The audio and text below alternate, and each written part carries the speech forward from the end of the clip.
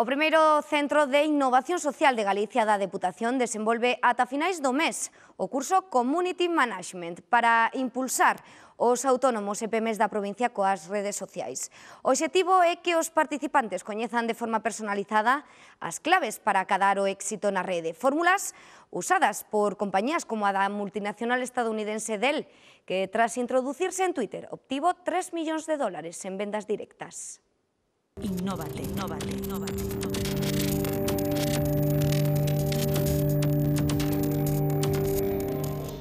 Veñen de diferentes sectores empresariais.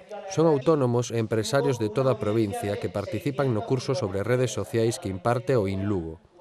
Saben que as novas tecnoloxías son o mellor aliado para promocionar os seus negocios e facelos máis competitivos. Me interesa este tema por el tema también que me podría favorecer con respecto a lo que yo hago, a lo mejor para promocionar o alguna posibilidad de poder desarrollar todo esto, ¿no? Actualizarme un pouco, sobre todo en estas novas tecnologías que van saliendo, por eso. Ya veis que estamos conectando el mundo físico y el digital. No seminario aprenden a sacar o mellor partido ás redes sociais, que na actualidade supoñen unha das mellores canles de comunicación para chegar a miles de persoas de todo o mundo. Aproveitar esta posibilidade para expandir a empresa fora das nosas fronteiras é o principal obxectivo de Luis, abogado de profesión e xerente dunha consultoría de arte. De cara al tema, por ejemplo, de arte contemporáneo, pues es un tema mucho más internacional. Entonces, Internet es fundamental, pero no te puedes limitar solo al Lugo porque estarías perdido, ¿no? Si te dedicas solamente en esta ciudad a este tema. Entonces, por eso es fundamental Internet, ¿no? Y darse a conocer fuera.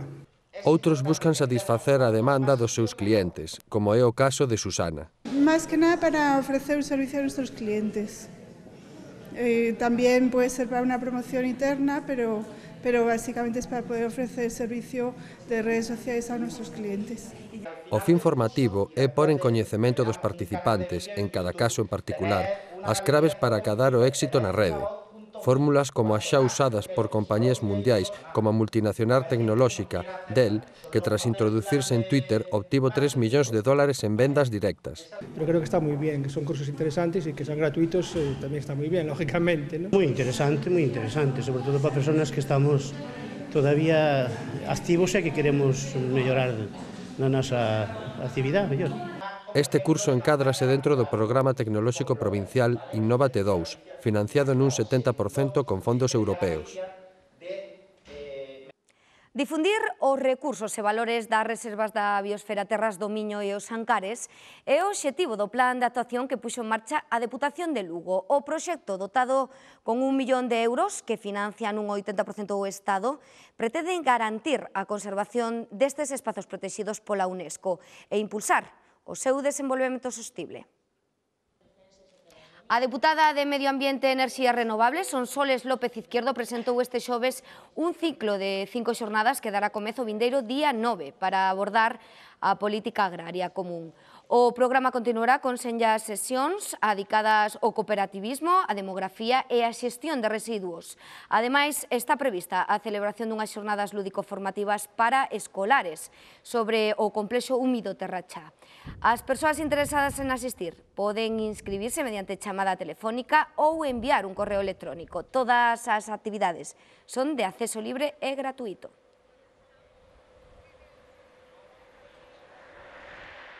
Sarria acolle este domingo a cuarta festa do cocido de porco celta que organiza un grupo de hostaleiros da vila e na que colabora a Asociación de Criadores de Gando Porcino Celta. Segundo datos de Asoporcel, na comarca de Sarria existen 19 explotacións e unha cooperativa que suman un censo de 400 animais, o 10% do total de Galicia. Un equipo do noso programa estivo nunha destas granxas no concello de Samos. No lugar de San Isidro, no Val de Louzara, Marisol Carballo adícase dende hai 6 anos á cría de porco celta. Na miña explotación críanse fora totalmente, nacen fora, están fora, viven fora, hasta que se matan, hasta que se fai a matanza, pois non se van a casa, non van adentro. A castaña que atopan nos outos da contorna e as verduras que lle botan son a base da súa alimentación. A súa carne ten propiedades cardiosaudables. Son diferentes, a grasa mismo tamén ten un color un pouco diferente. Esta é unha carne, mesma grasa do xamón é sonrosada, a freba é moito máis oscura. A morfoloxía dos exemplares desta raza autóctona difiere moito do resto. A constitución deles tamén xa é moi distinta, son moi largos, moi estreitos, os outros son moi culós, ten un xamón moi redondo, estes teñen un xamón alargado, tipo guitarra. Dende 1999, a Asociación de Criadores de Gando Porcino Celta ven traballando na recuperación desta raza autóctona catalogada en perigo de extinción. Caramba, cantos tes por aquí? Pois aquí hai 11. 11? Sí. E os tres grandes arriba, as máis e un macho. Vimos cando teñen partos para identificar os leitóns e inscribilos no rexistro de nacementos do libro xenealóxico. Despois tamén facemos asesoramentos nos os gandeiros para orientalos no manexo e nas peculiaridades que ten a produción con esta raza. Como a de Marisol, o 90% das 300 explotacións de porco celta que hai en Galicia son familiares. A porcinocultura ven a representar un complemento á renta agraria destas familias. Entonces, en ese sentido, nos consideramos que a diversificación das producións en este momento é unha alternativa moi interesante e por eso moita xente cada vez máis se está interesando pola cría desta raza. Nós levamos con vacas de carne moitos anos, toda a vida, prácticamente. E eu estou dicindo que hoxe queda máis o porco celta ca vaca de carne. E que se tuvera boa promoción, que posiblemente fora máis rendible e máis interesante ca vaca. Para promocionar a raza en localidades como a Fonsagrada e Sarria, celébranse festas gastronómicas como a do cocido do porco celta que terá lugar este domingo na Vila Sarria. E aí pois, é onde moitas veces estamos contando con colaboracións dos concellos, da Deputación e para nós dar a coñecer e que a xente poida aprobar este produto é unha labor tamén moi importante dentro do programa de recuperación da raza. Ademais de no pabillón dos institutos onde se celebrará a cuarta festa do cocido do porco celta de Sarria, o menú poderá degustarse nos restaurantes da localidade.